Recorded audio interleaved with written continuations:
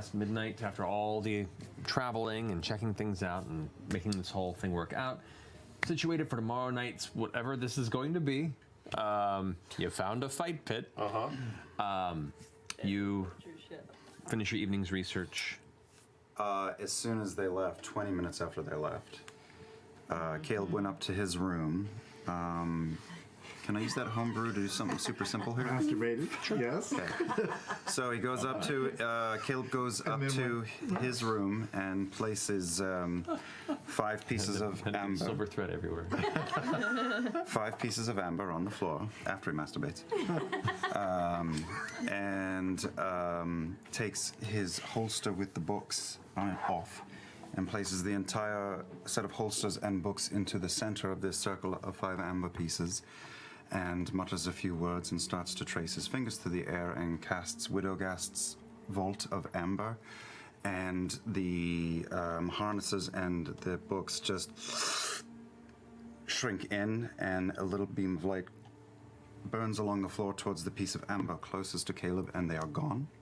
And he collects up the pieces and the largest one and puts them away into his bag and sets off for the Shimmer Ward. Okay. To find her house. All right. So. Oh, shit. Situated in the northeastern reaches of the Shimmer Ward, you come upon the address stated in the letter. 31st Woadstone Manor.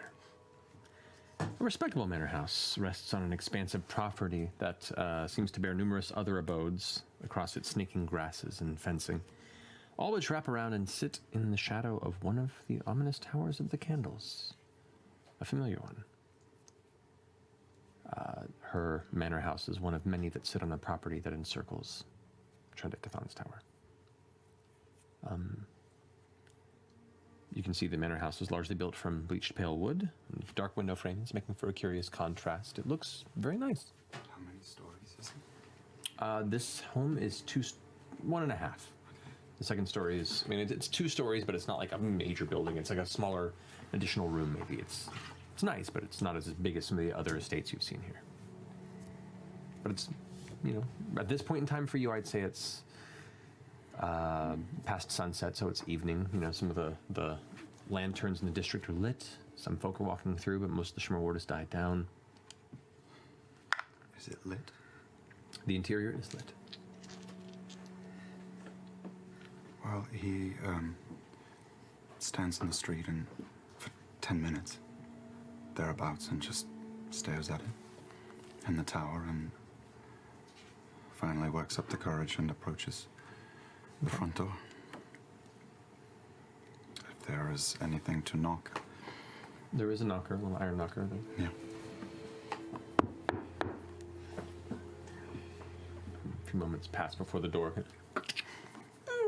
And you see a male halfling in really kind of nice, formal-looking suit, hair pulled back, and a loose ponytail, dark hair. Looks kind of young. Kind of opens the door and goes, might I help you? Yeah. I'm here to see the lady of the house. And who might you be? My name is Bren Aldrich Amandrud. I'll pass this on to the lady. Please be patient.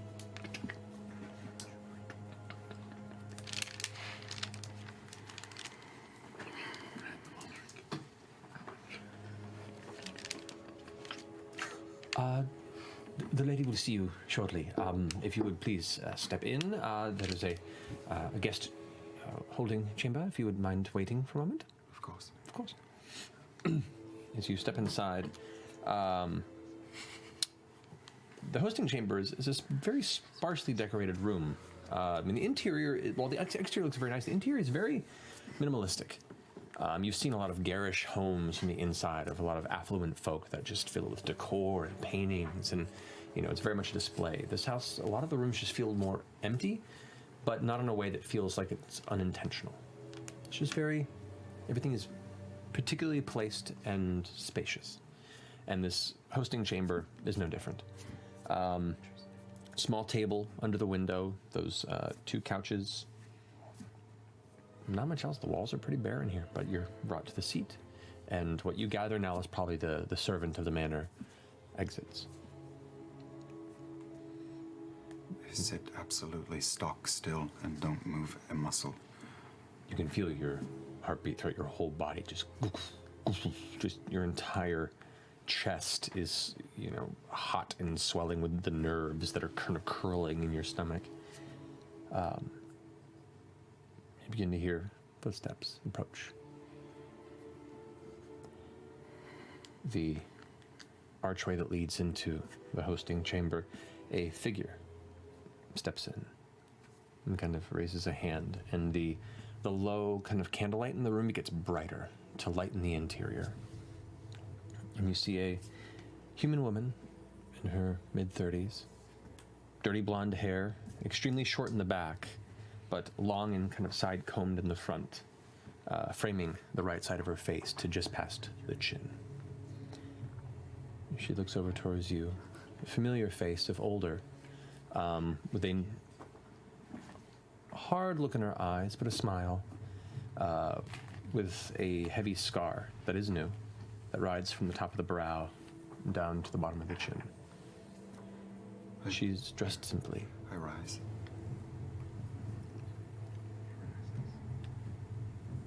It has been some time. I was not expecting you, Brian.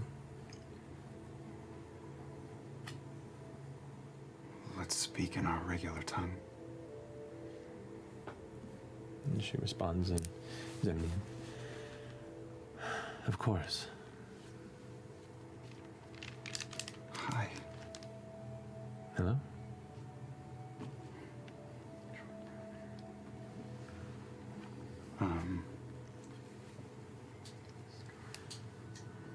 I think I've been imagining and dreading this moment for longer than I care to admit.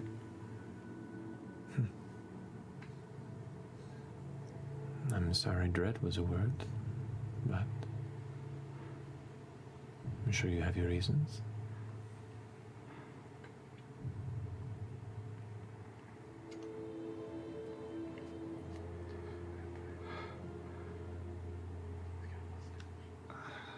There's so many things that I... Sit. Sit. And she kind of steps across the room to meet you on the opposite couch. And sits and kind of rolls her sleeves up on her blouse, where you can see the same marked maze-like tattoos that you have previously seen on Aedawulf's, or the arms of the halfling. The halfling that was next to you. What color are they? They appear to be black. Okay. And she sits down and kind of pulls them up a bit, crosses her hands across her knee, and sits across from you.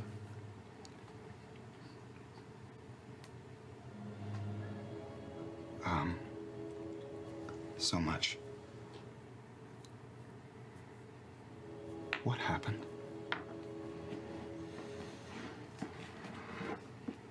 A lot of things have happened, Bren. Where would you like me to begin?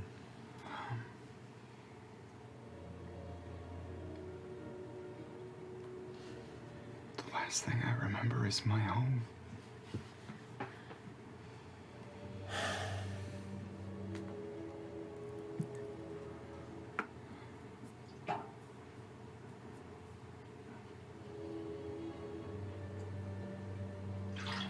We're chosen for a reason. From obscurity picked from the rest of the riffraff for something that we can do.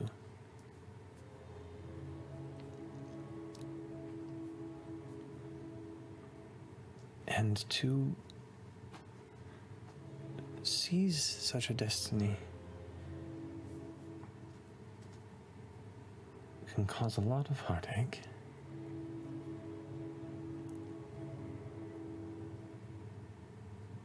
And we can do some terrible things.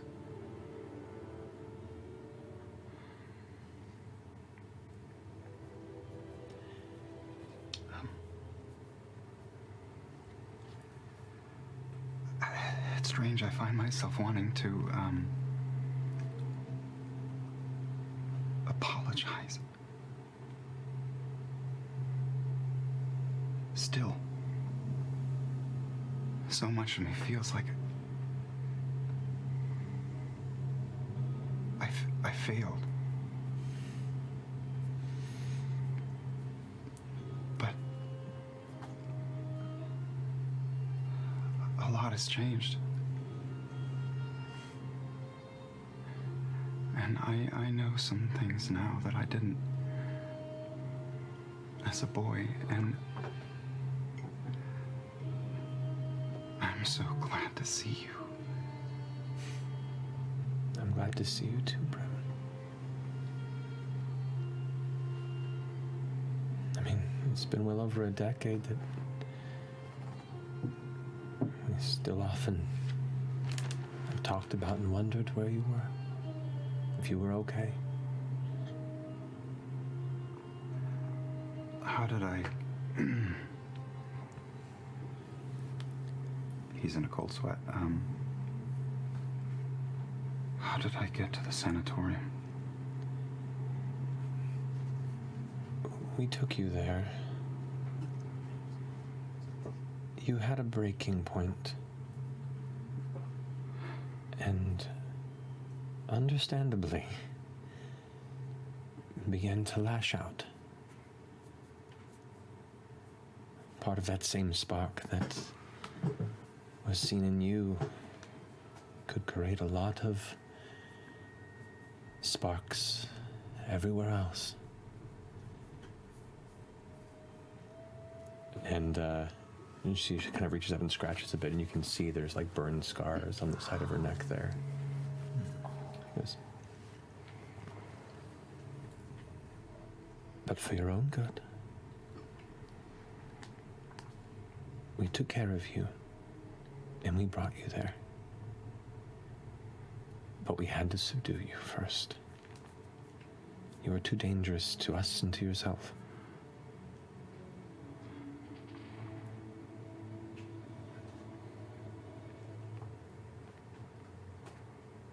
I was there a long time. And we always hoped that you'd improve. And at times you did. And I mean, to be honest, even looking at you now and hearing some of the things that you're doing,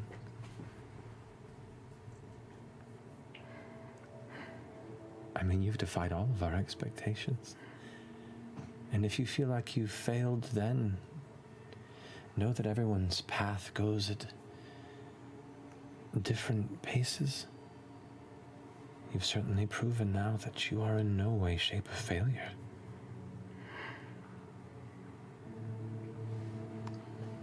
What are you doing these days? I'm doing a bit of tutelage. I'm doing what we were meant to do, which is keep our people safe.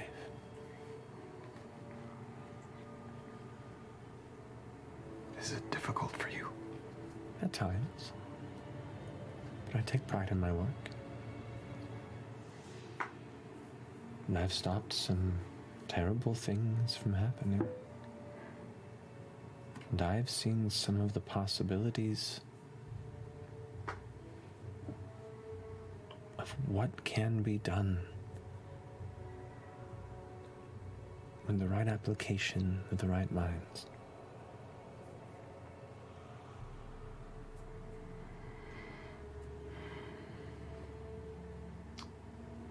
Had you heard that my friends and I were here? And it was rather rapid chatter once Trent had notified us of The return of the lost pup. You know what the Mighty Nine and I are leaving to do? I've heard. And I'm very curious. It seems... it seems so... not what I would have expected from you. So much more. I'm impressed. I'm proud.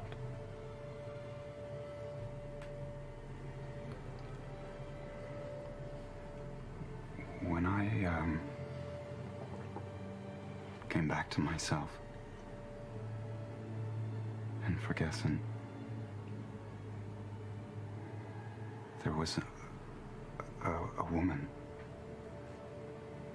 a patient, I think.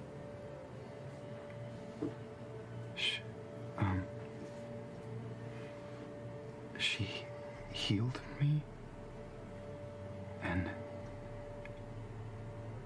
this might be hard for me to convince you, but she helped me see things.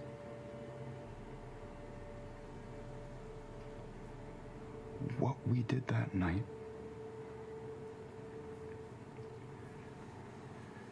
I did fail.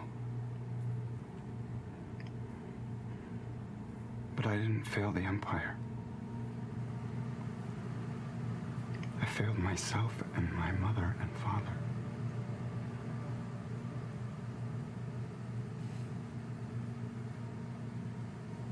He lied to me. I know he lied.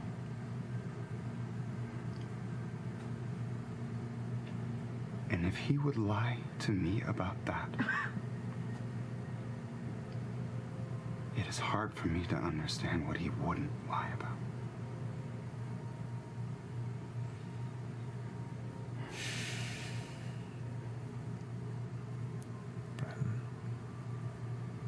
I'm so sorry.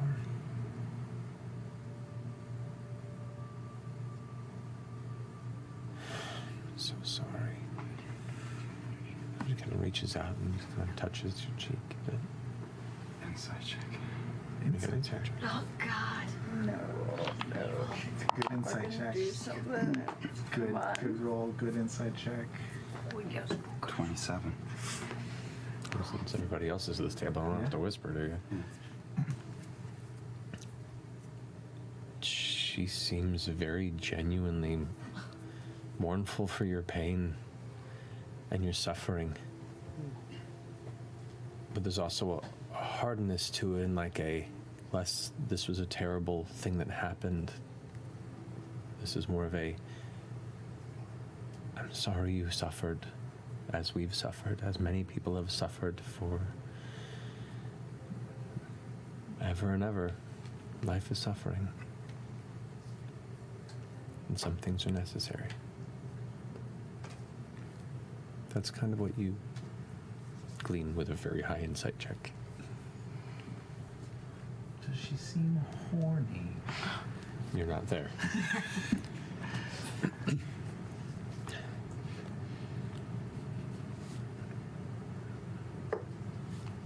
To be gifted in a world filled with hardship like this is to do things we're not proud of. And to question the choices we make. And to regret the things we wish we could change.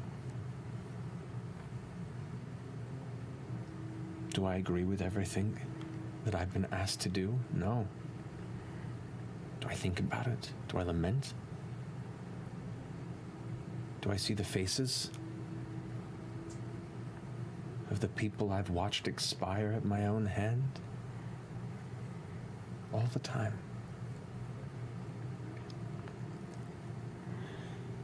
But I also know the reason that we get to sleep every night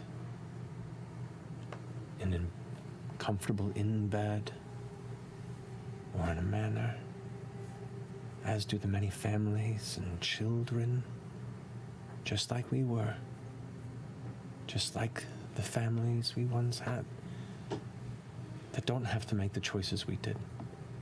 they still get to live happily and comfortably because the few, the chosen few, made the hard choice and do what few have the will to do.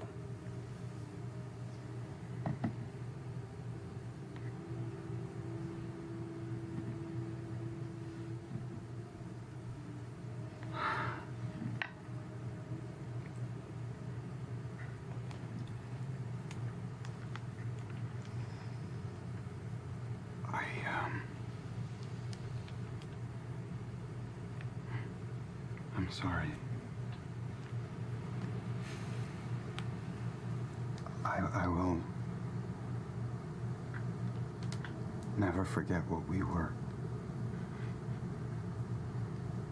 And even now, all these years later, I can't shake it. I still care a great deal about you. At least the girl I knew. But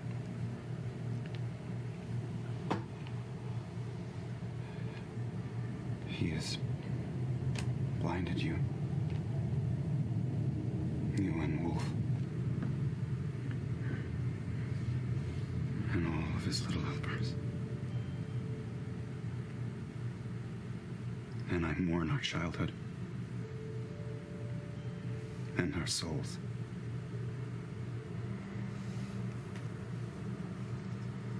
She reaches out and puts her hand on your knee.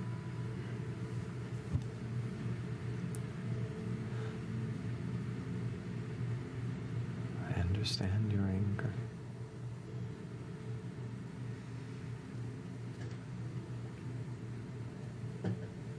And as much as he's been our teacher, he's not infallible. He's just an old man with the right connections who will one day pass, like they all do.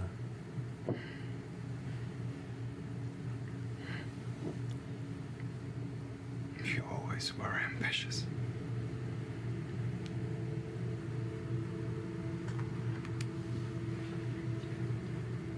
So are you, apparently, Bren. Like I said, I'm proud of you.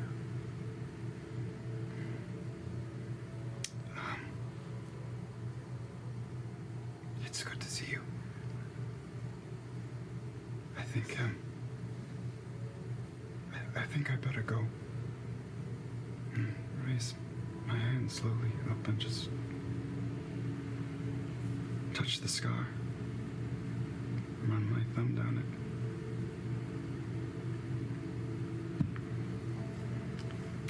Too many scars. I regret none of them.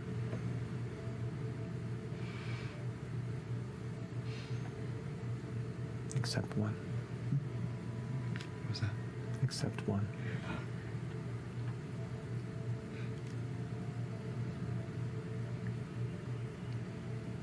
Thank you for allowing me into your home. Maybe we will see each other again. You're welcome anytime, Bren.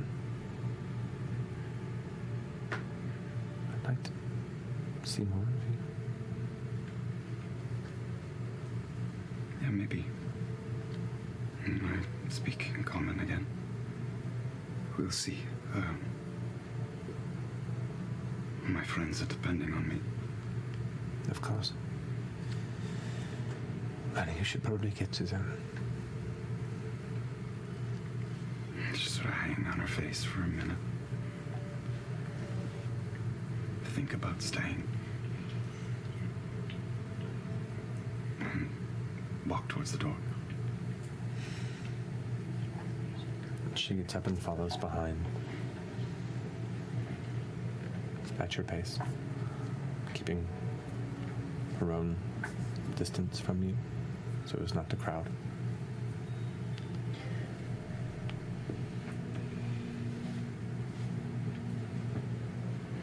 Good night. Good night. And she grabs and squeezes your hand for a moment before giving a nod to her servant who opens the front door.